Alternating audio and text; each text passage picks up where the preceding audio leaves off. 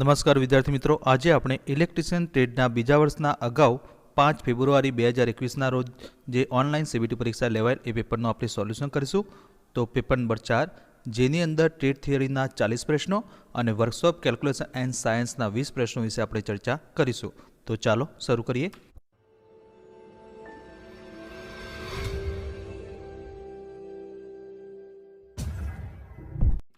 તો પ્રશ્ન 1, what is the name of DC generator, એટલે કે ડીસી જનરેટરનું નામ શું છે?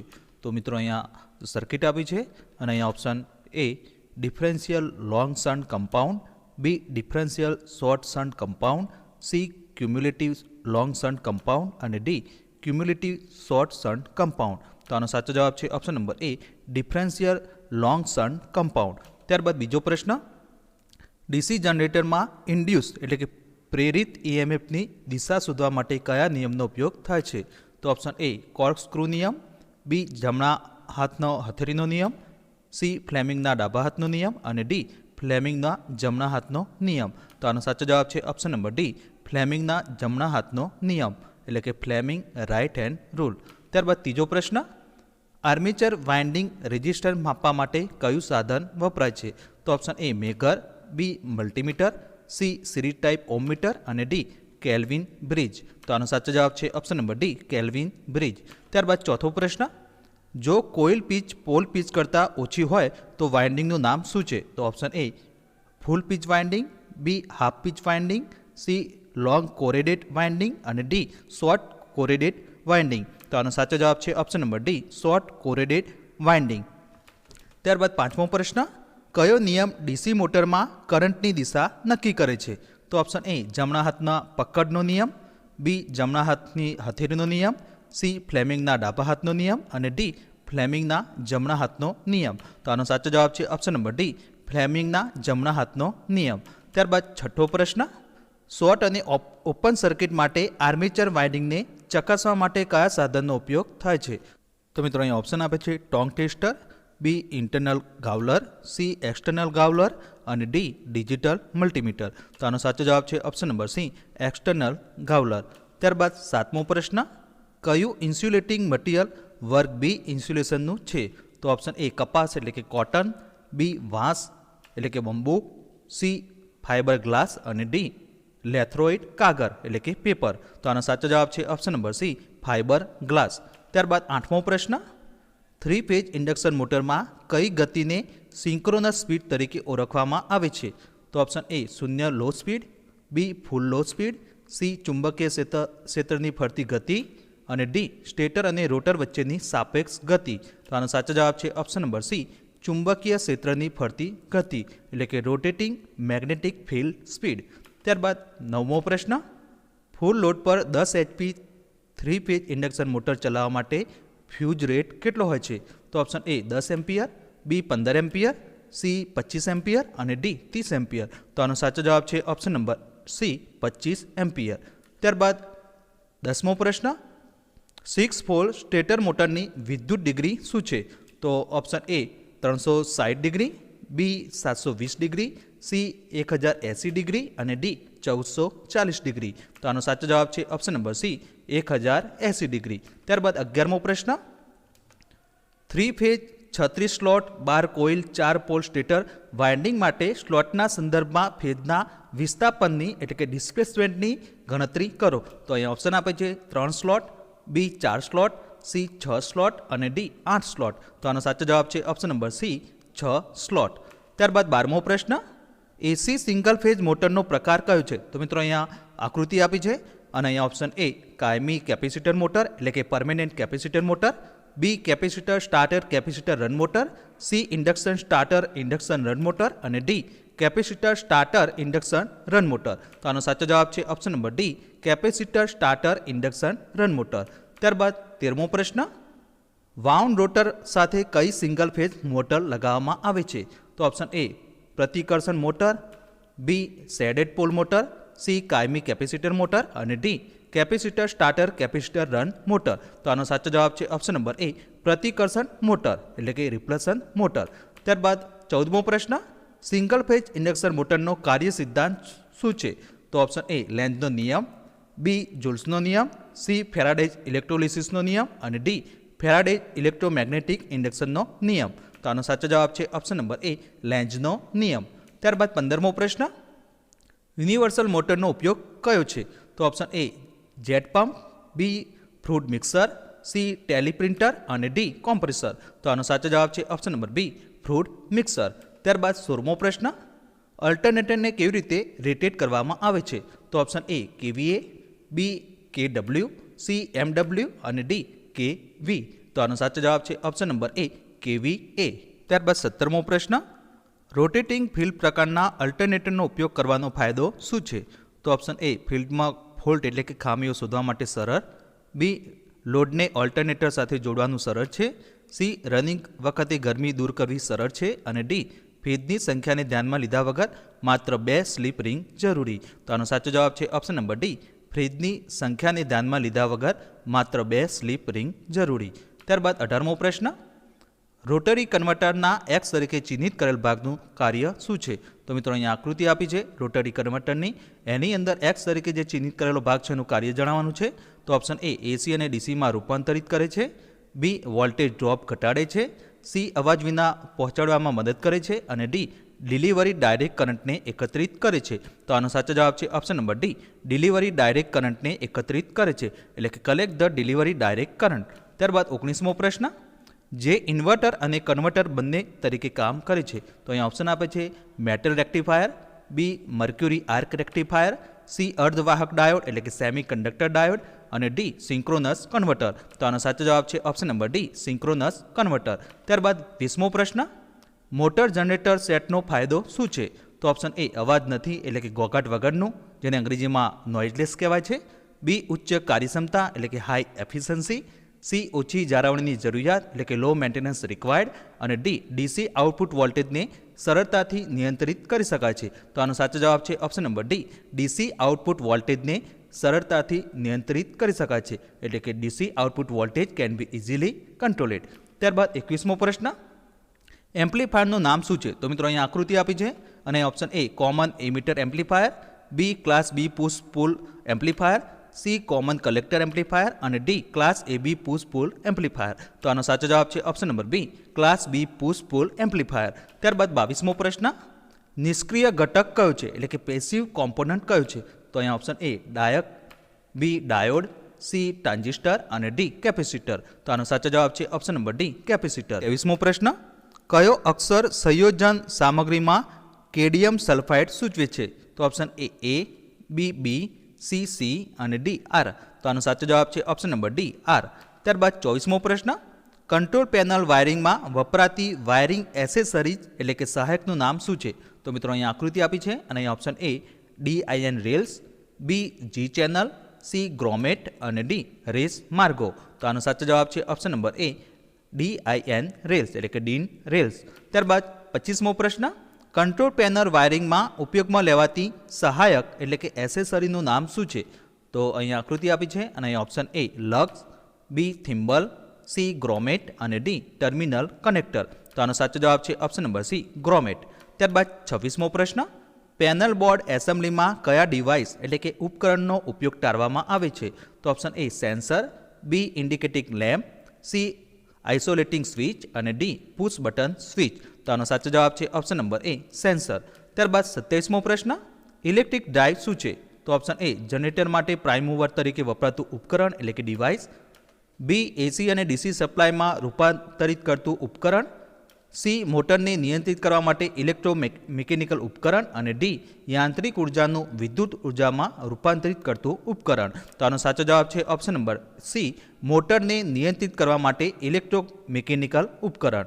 ત્યારબાદ 28મો પ્રશ્ન, ડીસી ડ્રાઈવમાં બીઓપીનું પૂરું નામ શું છે? તો option A bridge operational panel, C basic operational panel, C basic operational program અને ડી બ્રિજ ઓપરેટર પ્રોગ્રામ. તો આનો સાચો જવાબ છે option number B basic operational panel. ત્યારબાદ 29મો પ્રશ્ન, ઓપરેશન મોડ અનુસાર કઈ ડ્રાઈવનું વર્ગીકરણ કરવામાં આવે છે?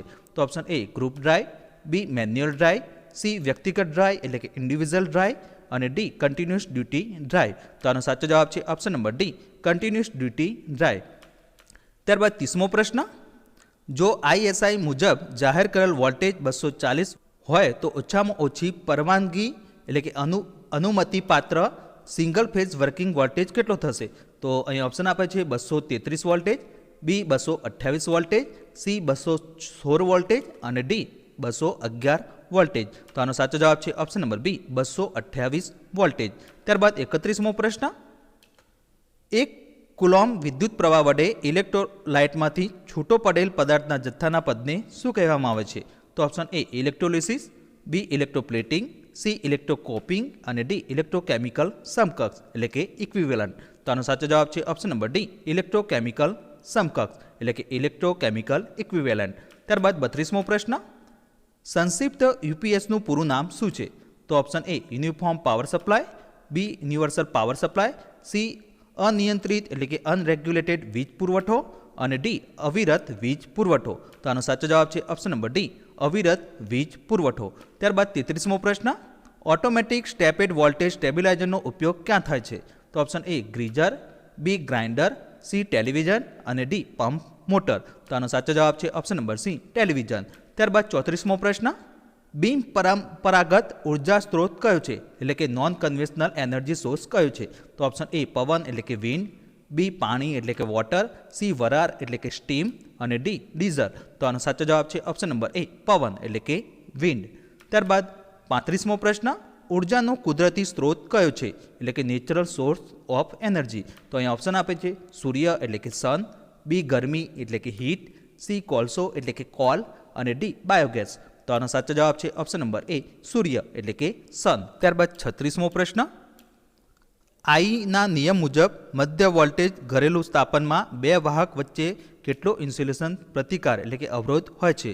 તો ઓપ્શન એ અનંત એટલે કે ઇન્ફિનિટી, બી 1 કરતાં વધારે મેગા ઓમ, સી 2 થી વધુ મેગા ઓમ અને ડી 3 થી વધુ મેગા ઓમ. તો આનો સાચો જવાબ છે ઓપ્શન નંબર બી 1 કરતાં વધારે મેગા ઓમ એટલે કે મોર ધેન 1 મેગા ઓમ. ત્યારબાદ 37મો પ્રશ્ન, લાઇન ઇન્સ્યુલેટરનું નામ શું છે? તો મિત્રો અહીંયા આકૃતિ આપી છે અને અહીંયા option A pin type insulator, B disc type insulator, C shackle type insulator અને ડી સસ્પેન્શન ટાઈપ ઇન્સ્યુલેટર. તો આનો સાચો જવાબ છે option number D suspension type insulator. ત્યારબાદ 38મો પ્રશ્ન, પિન ઇન્સ્યુલેટરમાં બાઇન્ડિંગ વાયર ગેપને ખૂબ નજીક અને ખૂબ જ ચુસ્ત રાખવાનું કારણ શું છે? તો ઓપ્શન એ સ્પાર્કિંગ ટાળવા એટલે કે એવોઇડ સ્પાર્કિંગ, બી કાટ ટાળવા એટલે કે એવોઇડ કોરોઝન, સી ઓક્સાઇડેશન ફોર્મેશન ટાળવા અને ડી વાતાવરણીય દબાણ ટાળવા. તો આનો સાચો જવાબ છે ઓપ્શન નંબર એ સ્પાર્કિંગ ટાળવા એટલે કે એવોઇડ સ્પાર્કિંગ. ત્યારબાદ 39મો પ્રશ્ન, સર્કિટ બ્રેકરની ભંગાણની ક્ષમતાને કેવી રીતે નિયત કરવામાં આવે છે? તો ઓપ્શન એ કેવી, બી કેડબલ્યુ, સી એમવીએ અને ડી કેવીએઆર. તો આનો સાચો જવાબ છે ઓપ્શન નંબર સી એમવીએ. ત્યારબાદ 40મો પ્રશ્ન, સર્કિટ બ્રેકરનું નામ શું છે?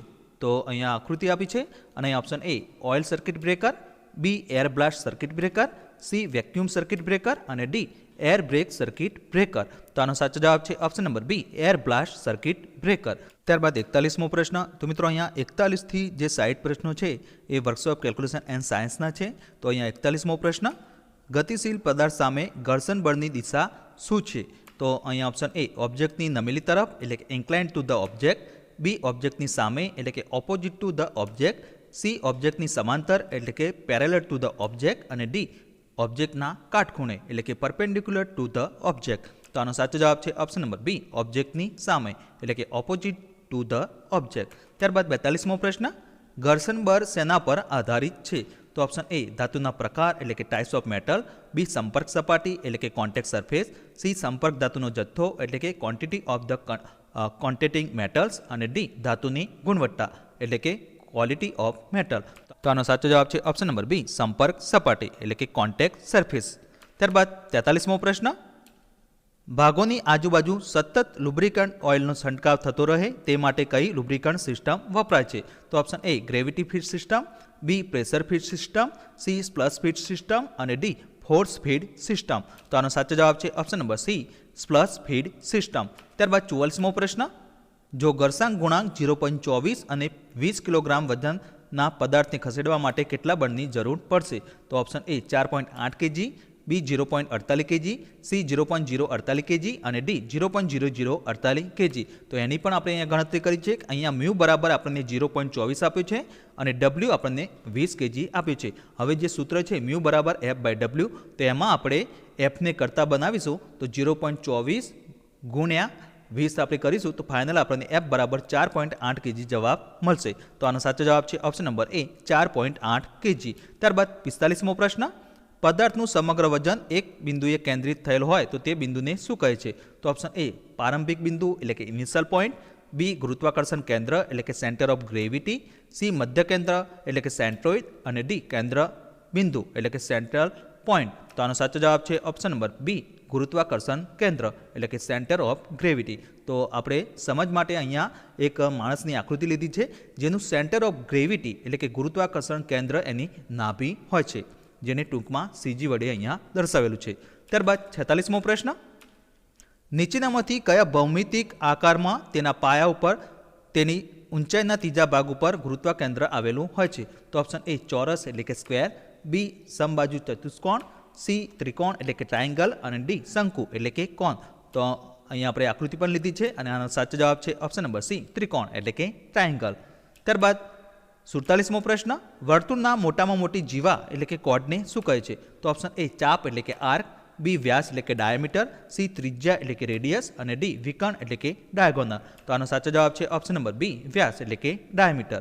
ત્યારબાદ 48મો પ્રશ્ન, જો સેક્ટરની ત્રિજ્યા 15 સેન્ટીમીટર અને ખૂણો 30 અંશ હોય તો સેક્ટરના ચાપની લંબાઈ કેટલી થશે? તો option A 7.85 centimetre, B 7.25 centimetre, C 6.75 centimetre અને ડી 6.85 સેન્ટીમીટર. તો એની પણ આપણે અહીંયા ગણતરી કરી છે અને આનો સાચો જવાબ છે ઓપ્શન નંબર એ 7.85 સેન્ટીમીટર. ત્યારબાદ 49મો પ્રશ્ન, 1/a/m ની કિંમત કેટલી થશે? તો ઓપ્શન એ a/m, બી a/-m, સી વર્ગમૂળમાં a/m અને ડી એની 1 ઘાત. તો આનો સાચો જવાબ છે ઓપ્શન નંબર બી એની -m ઘાત. તો એની પણ આપણે અહીંયા ગણતરી કરેલી છે. ત્યારબાદ 50મો પ્રશ્ન, a + b² - a - b² ને સમકક્ષ શું થશે? તો અહીંયા ઓપ્શન આપે છે એ 2ab, બી 3ab, સી 4ab અને ડી 5ab. તો એની પણ આપણે અહીંયા ગણતરી કરી છે અને આનો સાચો જવાબ છે ઓપ્શન નંબર સી 4ab.